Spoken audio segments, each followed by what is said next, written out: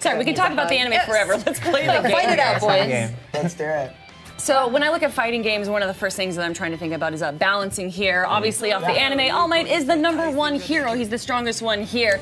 But you're probably gonna try to not make him that way in this game. Yeah, we wanted to be fair for casual and those hardcore fans of the series. Although, All Might is #1 hero, we wanted to be able to have, players play as some of the other characters against him, make it a fair fight. Do we ever see skinny All Might? We'll be sharing more info We'll be about sharing that more info soon. on our Okay. social I channels. feel like we're gonna hear that a lot during this interview. That's okay. I'm still gonna ask all of them. You guys can just turn me down every time. One of the coolest things about this game is you have your main character, but you also have these 2 sidekick characters that you can use. And those sidekick characters will come out and use their quirk to aid you however you want in your battle. So sort of like Assist in Marvel vs. Capcom, except you can't summon them. Right, exactly. Or you can't play as them, Yeah. I should say. Yeah. Right. So how did you decide which characters we were going to be playing as directly and which ones were going to be our assists? You Well, want to take that? yeah, well, every character has an awesome quirk. So the more you play with each character, you kind of get to know and feel how they play within the game, and then it's up to you to choose who you really like. I really like Ochako because she uses gravity.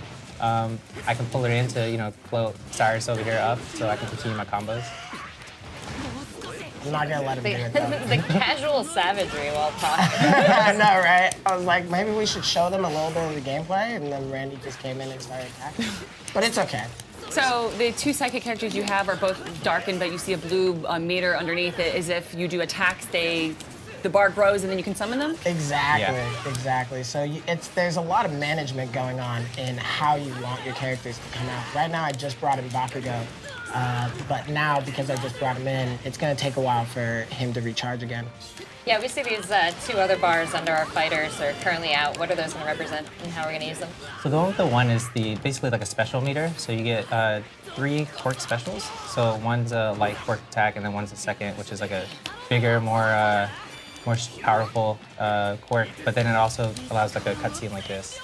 That's for level 2? Yeah, level 2. And then third is the entire team comes out. Ooh. Yeah. Is there any special interactions with if you have Bakugo and Deku together and he's like, shut up Bakugo or something like that? Well Or played, Deku, I should Randy. say. Well played. Well played. Told you, Cyrus. That was good. That was It's good. his birthday. You're It's a letting him 2 out of win, 3. right? It's a 2 out of 3, and I don't want him to, be sad on his birthday. Oh, really? Generous of you. I know. I'm such a good friend, right?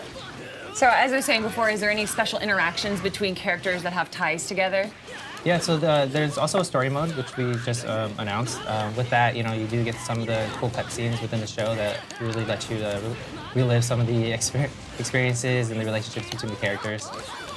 Will we be changing up costumes as we go through? And can you tell us any future ones coming? So there's actually a whole new mode that we just announced, which offers up character customization, where you can put on a bunch of different costumes from different characters onto whichever main character you want to use. So Deku can wear an All Might costume? Exactly. Oh, my heart, no. What about our uniforms? Do they have uniforms? Are we in there?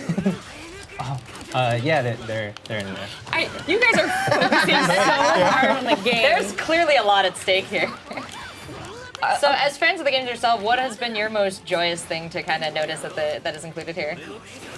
I just love seeing the quirks brought to life. Just seeing Deku right here. Yes. Like that awesome. finger, Yeah. egg in the It looks microwave. beautiful. And, Yeah. and right now, Deku is actually in. Oh, man. Sorry, well Cyrus. done. Well done. Well done. That was good. That was good. We'll play again, though. Right now, Deku is actually in full cow mode, which makes his abilities a bit stronger, just like in the show.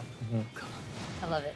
I love it. So when you talk about the abilities getting stronger, we also talk about balance when it comes to fighting games competitive here. Are you more concerned with making this a fun game for the fans of the anime and the manga to play through, or is this also going to have a bit of a competitive side to it?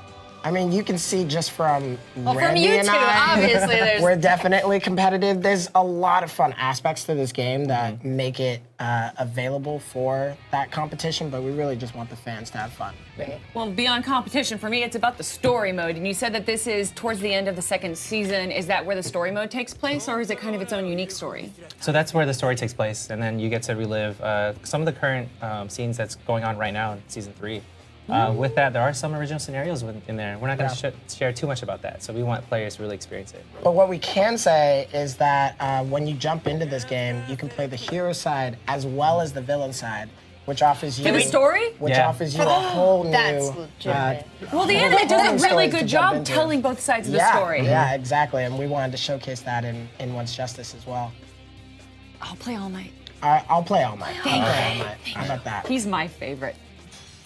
I'll play as Dobby. Dobby? I'll play as Dobby. Okay, okay.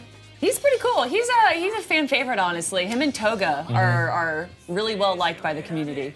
And we're getting a sneak peek of some of the stages here, but can you give us a little more insight onto, will we be going along with the story as we unlock the story? The stages will become available to fight on. Yeah, exactly. You know how it goes. I'm just sort of making sure for myself Yeah. so I can promise myself what's to come. I don't want to get too excited, but I am really interested to see what those new scenarios that you guys are going to be adding, particularly for the game. When you added those in, were those in collaboration with the creators of My Hero? And do they, are they canon? Is that the way to ask it? I feel like it's something for the fans to experience, but we are working closely with the creators and the series Is there production any team. is there any instances in the map where you like knock down a wall and go through a mountain, and then you end up in another like location? Not There's necessarily, no but scene change. Okay. But most, if not everything, in the stage is destructible, as you can see when All Might is throwing his quirk back at Dobby. Why You is can he see blue? all of these. That's Dobby's quirk. Right. Yeah. So Are you these can see stages? all of these trees that are being destroyed, and then they're going to stay destroyed for the entire match. Yeah, this stage is massive. Can you take us to some of the limits of the... Let's just run. I can't just. And we let did you see run away, some Sarah. stage interaction. Are we going to be able to get up on the walls to use some of our quirks to You can Yeah, get you up on can. the walls, yeah. What was the Fight those decision for verticals. that? We just wanted to make it over top, as fun as possible for Yeah. the fans. Going on more of the technical side, there's two sets of combos here. There's auto combos and manual combos. What are the differences between those, and what do you think players are going to tend to lean towards? I think it depends on the player itself. So the normal mode is really for the casual fans that just want to kind of experience the quirks, but somebody who wants to get more technical and like kind of chain combos, the manual is the way to go. Well played, man. Yeah. Well played. See I love not only are the hits given little comic boofs, but the misses as well. There's a whoosh in there that was Yeah. It's got a little bit of a call out. The comic book feel is also in the story mode as well. You're gonna see when you are playing these episodic scenes, it really showcases it like a comic book. How difficult, though, was it to turn these quirks into sets of moves and everything?